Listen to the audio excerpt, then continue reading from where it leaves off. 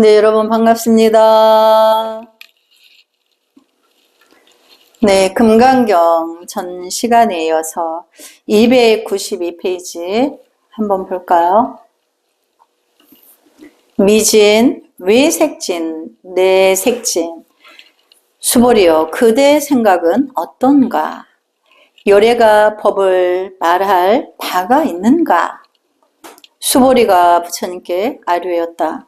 세존이시여 요래께서는 말씀하신 바가 없습니다. 이제 본문이 이렇게 돼 있죠.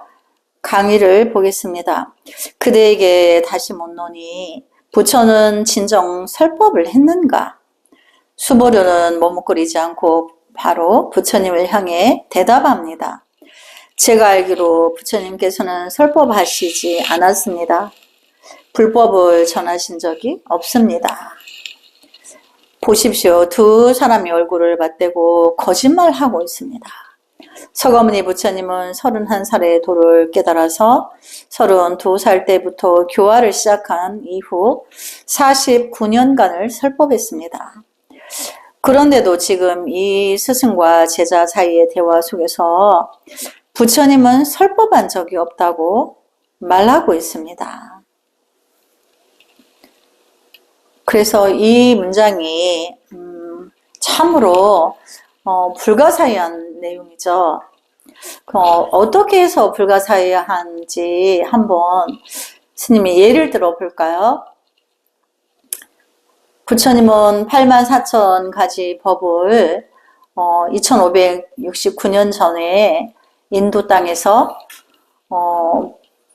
법을 설하셨지만 이 법을 설한 경전 내용에서도 어느 곳에서도 부처님이 법을 설하신 바가 없다고 대답하십니다. 그것은 비유하자면 우리가 서가모니 부처님을 육안으로 봤어요. 육안으로 보았는데 그렇게 육안으로 봤다고 해서 우리가 그걸 친견이라 하지 않습니다. 친견은 친히 깨달은 성품의 불성의 법을 전해받아서 받아들은 내가 진정으로 그 똑같이 이심전심이 됐을 때 우리가 친견이라고 해요. 그런데 보통 사람들이 그냥 설법하시는 서가모니 부처님이 인간의 형상을 본 거지 부처님 그 정신세계에 또 마음의 깨달은 바에 대해서 전체를 다 친견한 게 아닌 거죠. 그렇게 눈으로 봐서 친견할 수 있는 게 아니기 때문에 그렇습니다. 그래서 여기서도 수보리가 부처님께서는 설법하지 않으셨다 이렇게 말하고 있죠. 그래서 우리가 통상 중생의 이론적인 부분으로 중생적인 논리로서 보면 분명 부처님과 수보리는 거짓말을 하고 있습니다. 그러나 불법에 불가사의한 그 진리의 이치에서 보면 부처님은 육성으로서 법을 설하신 적이 없습니다. 우리에게. 그러나 이제 우리가 후대에 우리들이 공부해서 어느 부처님 말씀에 대해서 친히 와닿아서 자기의 묘감을 벗게 됐어요. 그래서 그 본질적인 뜻을 알아서 이제 자기가 미혹되고 이제 오해했던 어떤 이치들에 대해서 진실을 깨치게 됐습니다. 그때 설법이라고 하는 거죠. 육성을 귀로 들어서 듣는 설법이 아닌 거죠. 그래서 부처님은 수보리가 부처님은 설법하신 적이 없다. 그 다음 또 이제 본문을 볼까요? 수보리여 그대 생각은 어떤가? 삼천대천 세계의 모든 티끌이 많지 않은가? 수보리가 대답했다. 아주 많습니다. 세존이시여. 두 번째 물음입니다. 이제 강의에서 볼까요? 언뜻 보기에는 앞의 내용과 이어지지 않는 것 같지만 실제로는 연관이 되어 있습니다. 수보리가 부처님께서는 설법한 적이 없다고 대답하자 부처님은 다시 묻습니다. 그대가 보기엔 어떤가? 이 삼천대천 세계, 이 물질적 우주에 존재하는 모든 티끌의 수를 합친다면 많겠는가? 많지 않겠는가?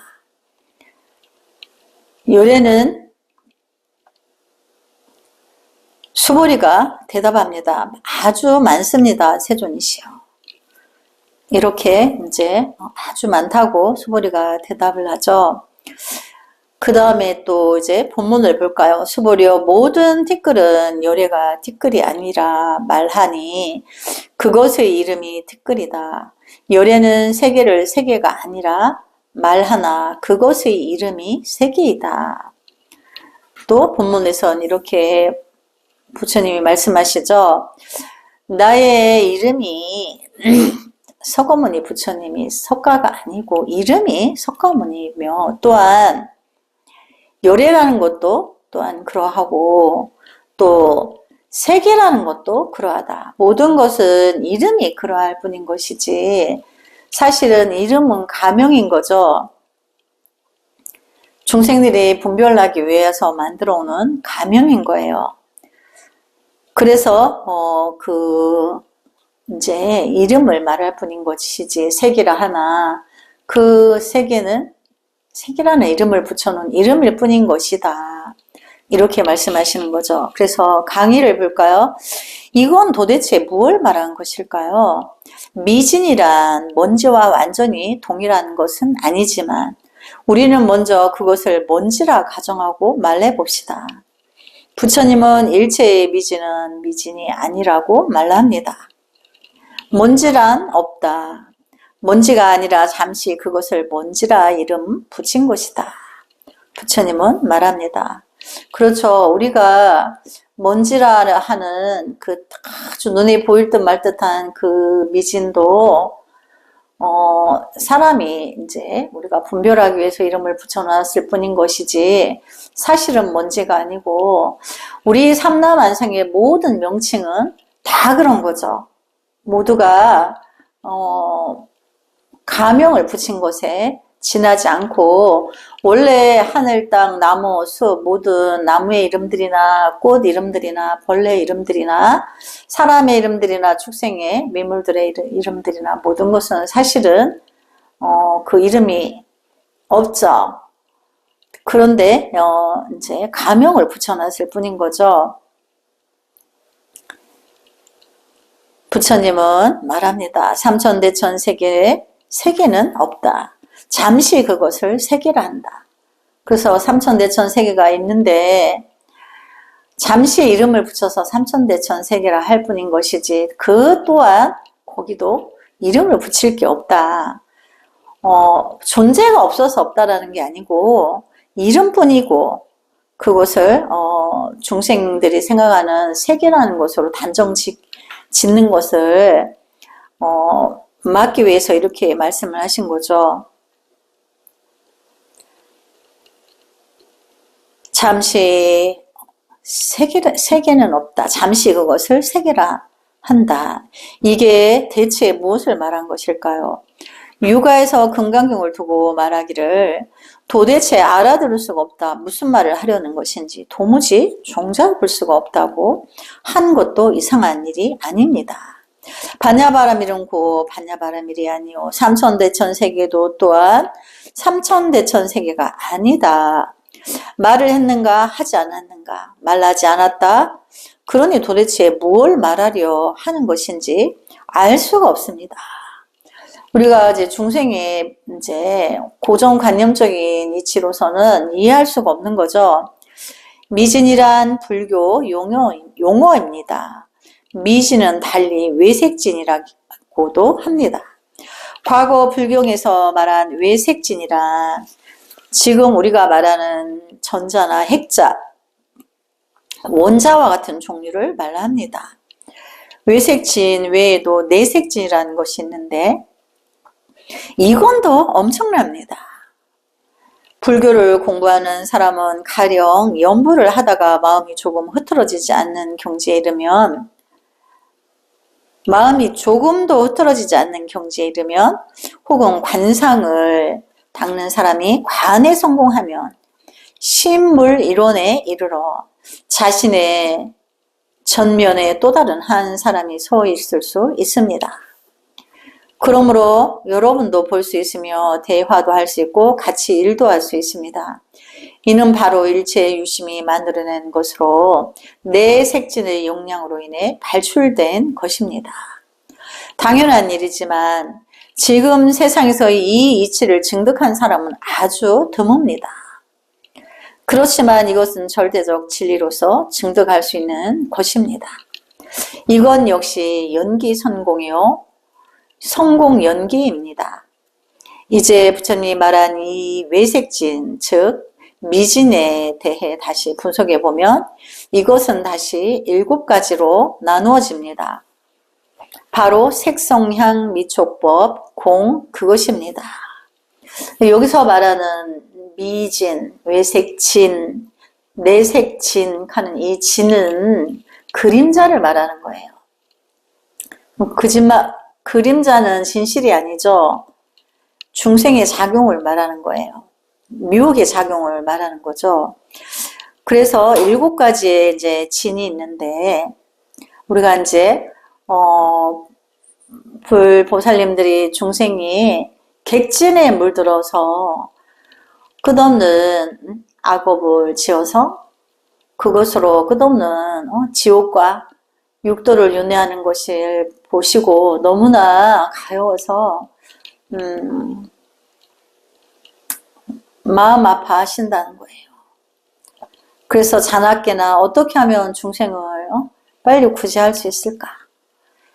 지혜의 세계로 인도해서 어떻게 그들을 함께 구해서 함께 성불할 수 있을까? 그래서 성불하지 않으신다는 거예요.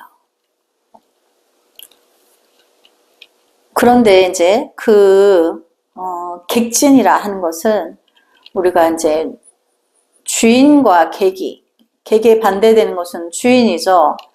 내 안의 주인은 그 안입이 설신의가 전도망상된 것이 쉬워진 상태에서만 볼 수 있는 내 안의 불성이 있어요. 그것이 나의 본래 주인인데 사람들이 객진에 물들어 있다 보니까, 그럼 그 객진이 뭐죠? 안입이 설신의, 그걸 육근, 육식, 또 육처라고도 하죠. 또 그것이 오온과 만나서 전도망상이 우주를 감싸고도 남죠. 그래서 그 객진은 미혹한 중생심이에요. 그래서 이제 그것이 7가지로 나누실 때 색, 성, 향, 미촉, 법, 공, 이렇게 이제 법공을 말하는 거죠. 그래서 공이 그것입니다. 바로 이 때문입니다. 과거 2000여 년 동안 불학은 설명하기가 아주 어려웠습니다. 불교학자나 대법사들조차 이야기가 여기에 이르면 대부분 입을 다물어 버리고 말았습니다. 더 이상 설명할 방법이 없었기 때문입니다. 그렇지만 지금은 과학이 날로 발전하고 있어 다소 무리를 해서나마 한번 해석해 볼 수 있게 되었습니다. 이런 것들은 부처님은 이미 2000년도 훨씬 이전에 알고 있었던 것입니다. 그래서 이제 우리가 중생기에 비유하자면 색성향 미촉법 공이 7가지 진이 삼라만상을 비유할 수 있어요. 나의 전도망상은 객관적인 입장으로 설명을 하자면 우주의 삼라만상이 있는데 우리 시계 코앞에, 내 앞에 펼쳐진 그 허공이 삼라만상을 다 포함하고 있죠. 허공은 절대로 삼라만상에, 예를 들자면 나무 가지가 오른쪽으로 많이 기울어졌는지 왼쪽으로 많이 가지가 뻗었는지 또 비균형적인지 아닌지 또 여러 이름 모를 풀과 잡초들이 자기 가지를 마음껏 드러내고 이렇게 제재를 하지 않아요. 어떤 부분이라도. 삼라만상에 있는 그대로를 다 드러나게 해주는 것이 내 시야의 눈이, 나의 눈이 세상 삼라만상을 보기 전에 허공이 먼저 그걸 있는 그대로를 드러나게 해줍니다. 근데 중생이 착각하기를 내 눈이 먼저 그것을 물질기를 삼라만상을 본다고 생각하고 착각하는 거죠. 그러나 허공이 먼저 삼라만상을 있는 그대로를 드러나게 합니다. 비유했을 때 허공을 우리가 법신의 공성으로 보는 거예요. 그리고 삼라만상은 안이비설신의 육군육식 이 색성량 미촉법에 전도망상된 원리를 이제 삼라만상의 모든 물질계로 비유를 한다면 허공은 늘 비어 있어서 삼라만상에 있는 그대로를 전체를 다 볼 수 있게 하나 그 허공을 알아차리기가 어렵죠. 중생의 입장에서는. 삼라만상은 그저 본래부터 삼라만상이 있었는데 그것이 허공이 그것을 포함하고 있다는 것을 우리가 이렇게 부처님 공부를 하기 전에는 알아차리지 못하는 거예요. 왜 그런가 하면 보신의 본래의 진리는 우리가 나의 눈을 가지고 삼라만상을 볼 수 있지만 내 눈은 내가 볼 수가 없죠. 그럼 어떤 걸 통해서 나의 눈을 볼 수 있죠? 거울을 통해서 나의 눈을 볼 수 있고 거울이 없다면 나의 눈을 바로 볼 수가 없어요. 또 비유하자면 나의 벗이 앞에 마주하고 앉아있을 때 그 사람의 눈동자 속에 빛의 각도에서 나의 얼굴이 비출 수도 있어요. 그러나 이제 더 크게 원만하게 볼 수 있는 건 거울이 그렇게 되죠. 그러나 내 눈으로 세상 만사를 다 바라보되 내가 나의 눈은 볼 수 없는 것처럼 중생이 미혹해서 그 법신을 허공에다가 비유했는데 그렇다고 해서 법신이 허공은 아닙니다. 비유해서 자기의 통팔식이 안이비설신의 색성량 미촉법 육군육식이 오늘 만나서 전도망상으로 확장이 되어서 70, 80 이렇게 해서 의식이 윤회를 하면서 이제 또 태어날 때마다 깨닫지 못하면 업을 지어가면서 죄업은 점점 커져가고 그런 자체를 알지 못하면서 그냥 왔다 갈 뿐인 거죠. 그래서 이 법문이 불가사의하다고 하는 거예요. 그래서 우리 중생은 허공이 삼라만상을 있는 그대로를 다 드러나게 하는 것처럼 우리 안에 법신의 불성은 통팔식, 안이비설신의 육군육식, 색성량 미촉법, 온 70, 80이 전도망상으로 일어나는 것을 다 알고 있어요. 자기 안에 불성은 알고 있죠. 그래서 남에게 거짓말은 할 수 있으나 자기 자신은 속일 수 없어요. 자기는 다 알고 있기 때문에. 때로는 이제 기억력이 미려해서 기억을 못할 뿐인 것이지 자기가 죄를 지은 것은 자기가 모를 수가 없는 거죠. 그래서 부처님은 2569년 전에 설법을 하시지만 그 이전에 이미 다 알고 계셨다는 거죠. 연동불 시대에 이제 우주가 생성되기 이전에 연동불 시대가 있었는데 그때 서가모니 부처님은 연동불 부처님으로부터 사바세계에 석가모니라는 이름으로 부처로 출세할 거라는 거를 수기를 받게 되었던 것처럼 그래서 핵자나 원자가 폭발하면 완전히 공이 되며 공으로 된 후 능히 빛을 발할 수 있고 소리로 진동할 수 있으며 사람을 죽일 수도 있습니다. 원자 폭탄이 한번 폭발하면 그 공해의 용량이 한 번에 드러나면 사람들이 모두 변형되고 방사능 낙진에 노출되면 설사 죽지는 않더라도 치료할 수가 없습니다. 원자나 핵자는 최후로 나뉘어 공유되는데 이 때문에 미진이 색성량 미촉법 공후의 7가지로 나누어지는 것입니다.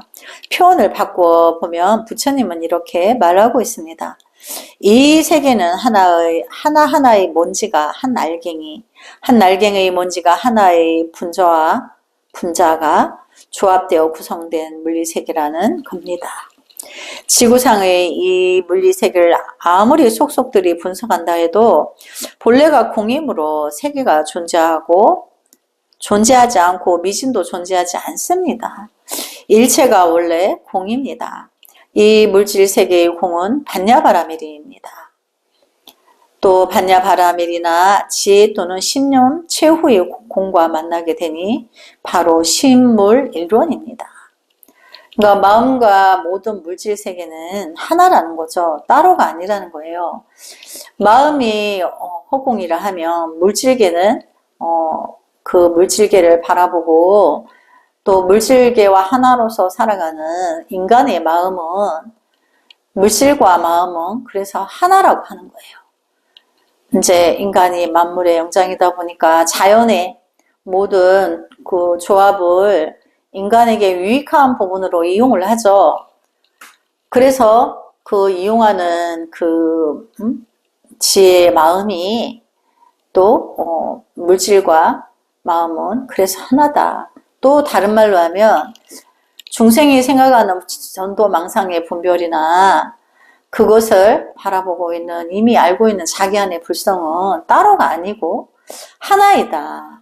또 다른 비유를 들자면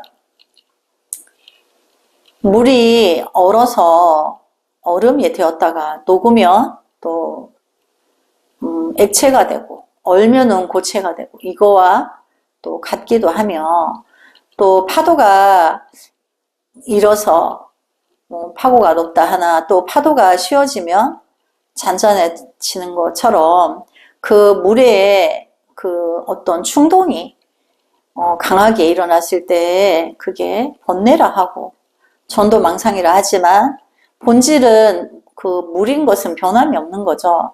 파도가 물이 아니라고 말할 수 없고 얼음이 물이 아니라고 말할 수 없는 것처럼 단지 그 물이라는 물질이 어떤 작용도 일어나지 않을 때 그것을 우리가 물이라 하고 또 호수라 하고 잔잔하니까 주변의 모든 만물을 비춰줄 수 있죠. 거울처럼. 그래서 물의 본질은 잔잔하여서 주변에 만물을 비춰주는 것이나 또 바람이 불어서 태풍이 불어서 또 호수가 그 파동을 물결을 일으키는 것과 물결을 일으킨다고 해서 그것이 물이 아닌 것이 아닌 것처럼 중생의 번뇌를 일으키기는 하나 그 또한 본질의 본래 불성의 성품은 그 파고가 일어나는 것처럼 번뇌의 전도망상을 일으키는 것을 다 알고 있다는 거죠. 그래서 표현을 바꿔보면 부처님이 이렇게 말하고 있는 겁니다. 이 세계는 하나하나의 먼지가 한 알갱이 먼지가 하나의 분자가 조합되어 구성된 물리세계라는 겁니다. 그러니까 이제 물리라는 그 글자 자체가 물질과 이론의 그것이 하나라는 뜻이에요.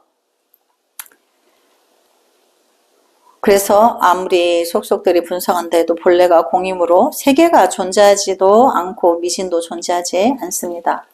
모든 것은 우리가 원자 분자로 분석을 해보면 삼라만상의 모든 물질은 있다고 할 것이 하나도 없습니다. 본래 아무것도 없어요. 근데 그것이 잠시 인연화합으로 이제 장미꽃과 감자꽃이 종자예요. 그거에 따라서 꽃 모양이 다르며 또 나무도 수만 가지의 나무도 그 종자가 다르나 나무로서 그 인자를 조성해서 그것을 이제 분자 원자로, 그것이 원래는 인연 화합으로 이루어진 거죠. 원자 분자로 분리를 하면 우리 인간도 마찬가지고 축생 세계도 마찬가지고 이 우주 세계도 마찬가지로 분자 원자로 분석을 하면 이따할 것이 하나도 없어요. 그래서 일체의 원래가 공입니다. 그래서 이 물질 세계의 공은 반야바라밀이라 지혜 또는 신념 최후의 공과 만나게 되니 바로 신물 일원입니다. 그래서 본질은 본래 그 진리를 찾아가면 아무것도 없다는 그 공에 그 어떤 이제 그 작용이 씌워져 있죠, 공은. 그래서 반야를 드러낸다는 거, 깨달음의 지혜의 작용을 일으킬 수 있다는 거예요. 최후로 만나게 되는 진정한 공, 이 공의 경계가 바로 부처님의 경계로서 이것이 바로 오도입니다. 이때의 오도란 닦아서 실제로 얻는 것이지 이론상으로 이해하는 것이 아닙니다. 공부를 통해 증득하는 것입니다. 이 경계를 어찌 말로 표현할 수 있겠습니까? 온종일 말해봐야 모두 아닙니다. 이 때문에 부처님은 겨우 한다는 말이 자신은 설법한 적이 없다고 했습니다. 수보리는 말라 합니다. 그렇고 말고요. 부처님께서는 법을 말씀하신 적이 없습니다. 사실 말할 방법이 없었기 때문입니다. 말이 되어 나올 수 없는 겁니다. 공이라 말해도 이미 그것이 아닙니다. 그것을 유라고 해도 세상에 존재하는 유는 결국 다시 공으로 돌아갑니다. 이 때문에 공이라고도 유라고도 말할 수 없습니다. 말하자면 즉공 주교요, 비공 비유입니다. 금강경의 문장은 대단히 명쾌해서 이해하기가 아주 쉽습니다. 이론상으로 이해하기는 어렵지 않지만 이것을 닦아서 증득하기란 참으로 어렵고 또 어렵습니다. 그러나 이 증득의 경계에 이르러야만 비로소 진정으로 불법을 배웠다고 할 수 있습니다. 이 구절을 말하고 난 뒤에 부처님은 또 다른 문제에 대해 말합니다. 그래서 그대와 나의 32상 제 제목에서 본문을 볼까요? 수보리여, 그대 생각은 어떤가? 30 이상으로서 요래를 볼 수 있는가? 아닙니다. 세존시여. 30 이상으로서 요래를 볼 수 없습니다. 왜냐하면 까지 본문인데 강의를 한번 볼까요? 우리는 불교를 공부하면서 사항에 집착해서는 안 됩니다. 이것은 다른 종교에서 우상 숭배에 반대하는 이치와도 같습니다. 무엇이 우상일까요? 불경에서 말하는 부처님의 모습은 정말 대단합니다. 성불한 사람에게는 30 이상이 나타납니다. 말하자면 다른 사람과 차이나는 32가지 모습입니다. 이에 따르는 80종의 훌륭한 모습도 다른 사람에게는 없는 것입니다. 이것은 아주 중대한 문제로서 바로 화두이기도 합니다. 예를 들어 조각해둔 부처님의 모습을 보면 미간에는 구슬이 박혀 있으며 머리에는 보글보글한 것이 솟아있고 미간에 흰 털이 나와 있습니다. 이 흰 털은 굉장히 길지만 늘어져 있는 것이 아니라 평상시에는 잘 갈무리 되어 오른쪽으로 원을 그리고 있습니다. 이 흰 털은 얼마나 길까요? 히말라야 산의 5배나 될 만큼 그렇게 깁니다. 두 눈동자는 남색빛을 발라고 흰자 위에는 벽청색 빛을 띠는데 사대양의 물보다도 더 깨끗합니다. 사대양의 물이 결코 맑지 않은 것이 아니지만 이것은 맑다는 것을 비유한 겁니다. 예를 들어 우리가 이미 언급한 바 있지만 부처님은 3대 아승기 법을 수행하면서 터무니없는 말을 한마디도 한 적이 없습니다. 그렇죠. 그 팔만대장경에 부처님이 하신 말씀을 보면 한마디도 틀린 말이 없습니다. 다 진실을 말씀하신 거죠. 그가 혀를 한 번 내밀면 태양도 가려 우리는 빨래조차도 말릴 수 없습니다. 부처님은 32종의 상을 가지고 있는데 피부는 어디 한 군데 상처 있는 곳이 없이 완벽하며 또 전신에서 밝은 빛이 뿜어져 나옵니다. 이전에 어떤 사람이 이렇게 물었던 적이 있습니다. 당신 네 손종에서는 개호하면 곧 부처라고 하는데 왜 30 이상이 없냐고요.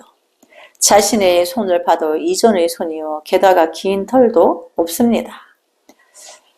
말이야 개호했다지만 변한 것이라곤 하나도 없습니다. 빠진 이빨이 다시 자라나지도 않고 흰 머리가 검어지지도 않으니 이런 깨달음이 무슨 놈의 깨달음이겠습니까? 그렇지만 한번 살펴보십시오. 어떤 사람이든 모두 32종의 좋은 상을 가지고 있습니다. 당신이 가진 상은 절대 나에게는 없으며 내가 가진 상은 절대 당신에게 없습니다.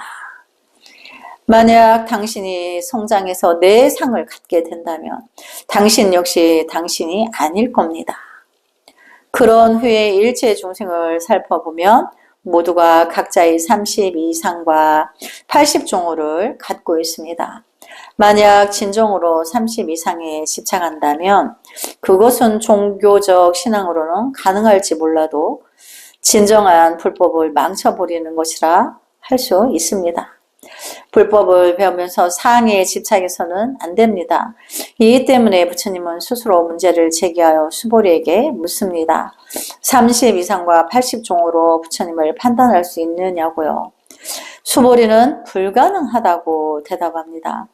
30 이상으로는 부처님을 판단할 수 없다는 겁니다. 만약 여러분이 타좌를 하던 중 부처님이 빛을 뿜는 것을 보았다면 혹은 어젯밤 꿈에 부처님이 나타나서 어떤 말을 했다면 그건 꿈을 꾼 것입니다. 여러분이 반드시 명심히 할 것은 30 이상으로서 열애를 판단할 수 없다는 사실입니다. 그 꿈에서 보았다는 것이 과연 진실일까요? 아니면 헛된 것일까요? 꿈 속에서 본 것일지라도 역시 진실입니다. 그것은 아리아식이 변한 것으로서 헛된 것이 아닙니다. 자신과 타인이 다르지 않으니 역시 진실된 것입니다. 그러나 거기에 집착해서는 안 됩니다. 확실히 말할 수 있는 것은 부처님은 어떤 사람도 성불해서 공덕이 원만해지면 모두 30 이상을 갖게 된다고 했다는 겁니다. 그렇지만 이것은 법신의 상이 아닙니다. 법신은 상이 없습니다. 그렇게 본다면 그것을 30 이상을 해도 좋고 64상이라 해도 역시 무방합니다. 금강경의 이 이치를 이해한다면 역경의 이치 또한 깨달을 수 있습니다. 역경에서는 64개가 있는데 이는 바로 64상으로 금강경의 이치와 완전히 일치합니다. 그러므로 역경의 64괴는 사실 어느 한 폐도 모두 괴가 아닙니다. 괴란 머물지 않는 것이기 때문입니다. 괴는 변하는 것으로서 모두 변화의 사항입니다. 이 이야기가 여기에 이르니 선종의 고사 하나가 생각납니다. 이 고사를 이해한다면 여러분 가운데 젊고 시에 있는 분이라면 능히 개호할 수 있을 겁니다. 네, 그래서 다음 차례를 들어가기 전에 여기서 말하는 불성을 깨달으면 32 이상 80종호를 가진다, 이렇게 상을 갖춘다라고 했는데 이것은 부처님이 말씀하신 육안으로 보이는 상을 말하는 게 절대 아니에요. 그래서 자기 안에 법신을 만나면 그 사람의 모든 품성이 32가지의 아름다운 그런 품위를 갖췄다는 거예요. 그리고 80가지의 그 누구도 따를 수 없는 그 진정한 그 진리의 아름다운 성품을 다 지녔다는 거죠. 그런데 그것은 눈으로 볼 수 없는, 중생의 눈으로는 볼 수가 없어요. 그런데 누구든지 자기 안에 불성을 깨달으면 이제 깨달은 이전과 이후는 서서히 32 이상 80종으로 갖추어 나가는 과정을 갖게 돼요. 누구라도 그것은 거부할 수 없는 거죠. 부처의 지혜를 품었으니까 서서히 모든 행동거지가 부처의 품성으로 부처를 일체 중생을 연민하여는 영원히 거룩한 위덕한 부처님의 마음의 행을 뿜어져 나오기 때문에 그렇게 30 이상과 80종으로 모두 갖추었다 이렇게 말하는 거죠. 그래서 나를 소리나 색상으로 만나려 하면 안 된다. 그 말씀을 하신 내용의 중요한 부분인 거죠.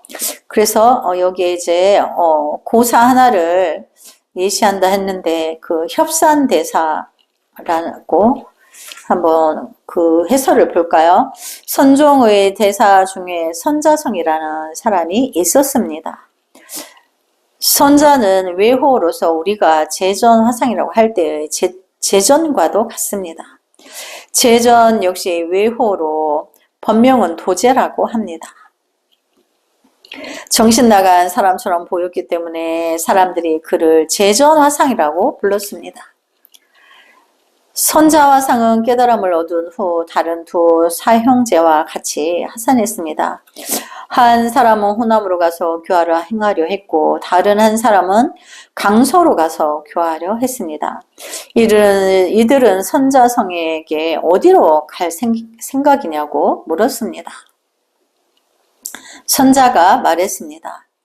사형들, 제가 보기에 두 분은 일생에 복보가 많아 장래의 한 방면의 대사가 되시겠지만 저는 고달픈 운명이니 이 생을 평범하게 살 겁니다. 하찮은 일일지라도 좋은 일을 많이 한 후 다시 말해보기로 하지요.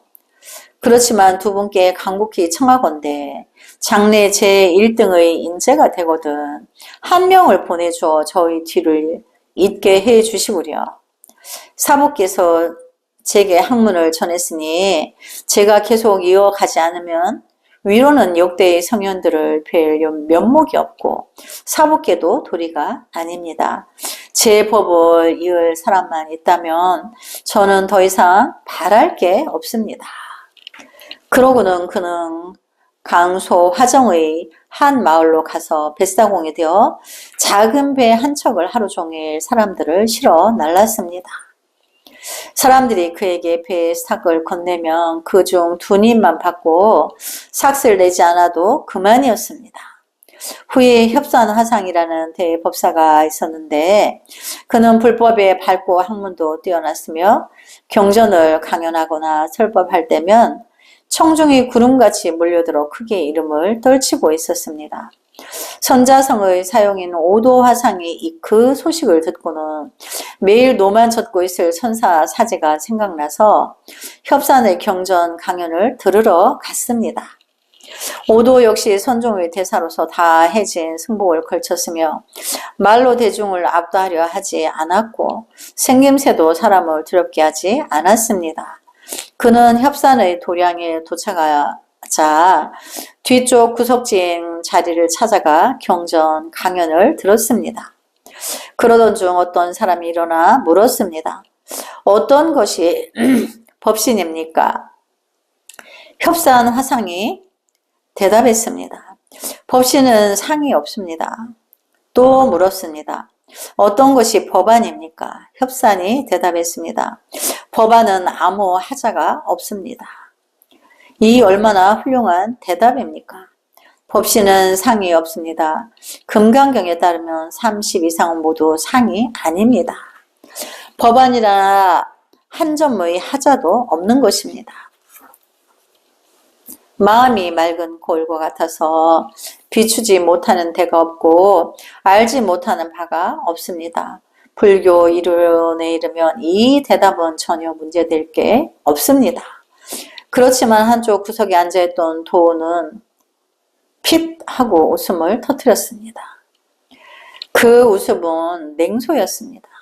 순간 협사는 참을 수가 없어서 그 즉시 강연을 그만두고 강단에서 내려와 승려의 대리복을 걸치고는 남루한 승복 차림의 도화상을 찾아 머리 숙여 절했습니다. 그러고는 말했습니다. 노 선배님, 방금 제가 한 대답이 어디가 잘못되었습니까? 도가 말했습니다. 틀린 데라고는 없지. 하지만 애석하게도 스승의 가르침이 없네. 말을 바꾸면 자네 이론은 옳지만 공부가 아직 이르지 못했으니 쓸데없는 소리는 집어치우라는 것이었습니다. 협산이 이어서 물었습니다. 지금 세상에서 어느 분이 밝은 스승일까요? 도가 말했습니다. 밝은 스승 한 분이 있긴 하네만 지금 그대 이름이 이렇게나 쟁쟁하니 그를 찾지 못할까 두렵네. 간판 따위는 집어 던지게 명리란 필요 없다네. 그렇게 한다면 내 그대에게 한 줄기 밝은 길을 가르쳐 줄 것이네. 이 도화상을 보십시오. 협산을 자기 사제의 제자로 보내기 위해 얼마나 능수능란하게 쥐락펴락하고 있습니까?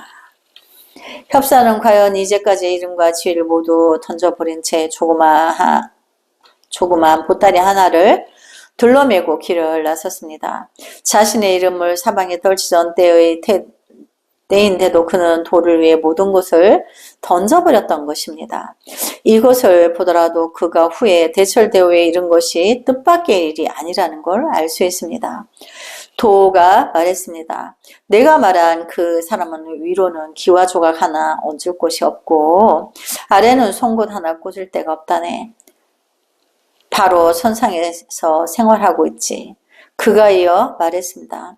화정 30리 밖에 있는 강가에 가서 스님 한 분을 찾아보게. 이렇게 해서 후에 협사는 선자성을 찾게 되었습니다. 그 중간의 구체적인 내용은 생략합니다. 상세한 것은 지월록을 참고하시면 됩니다. 협산이 선자를 만나다. 선자성은 협산을 척 보고는 그가 장래의 대사가 될 그릇이며 사형에 보낸 사람이라는 것을 단박에 알아챘습니다.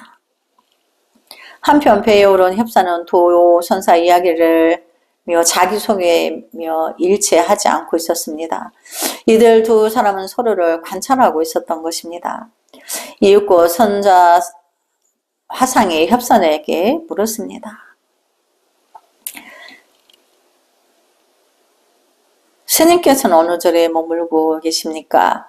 당시 두 사람 모두 학문이 뛰어나서 하는 말마다 고상하기 그지없었습니다. 협산이 말했습니다. 절이란 머무는 곳이 아니니 머무르면 아닌 듯하오. 휴, 이것들은 다 깨달음을 얻은 후의 말입니다. 보통 말로 풀어보면 이렇습니다. 당신 절은 어디에 있냐고 물으니 협산이 대답하기를 절이라 머무는 곳이니 머무르면 아닌 듯하오라고 했던 겁니다.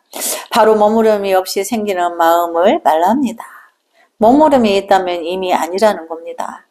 선중에서 이것을 기봉이라 하는데 곧 한마디 말입니다. 이것저것 생각하다가 내뱉는 말과는 다릅니다. 이것저것 생각하다 대답하는 것이 이미 아닙니다. 바로 머무르면 안 듯하오입니다. 이들 두 사람은 모두 학문도 훌륭하고 불나게 뛰어나서 평상시에 하는 말조차 온통 불교 간행물에서나 볼 수 있는 문장입니다. 더 이상 협산을 부술 방법이 없자 선자 화상은 노를 휘둘러 순간에 그를 물속에 빠뜨려 버렸습니다. 헤엄을 칠 줄 모르는 협산이 물에 빠져 허우적대니 참으로 낭패였습니다. 물속에 잠겼던 협산의 머리가 떠오르자 선자성이 말했습니다. 어서 말해봐, 어서. 협산이 막 입을 열려고 하면 선자는 다시 그를 물속으로 눌러 넣습니다. 이렇게 떠오르면 누르고 다시 떠오르면 누르기를 3차례나 했습니다.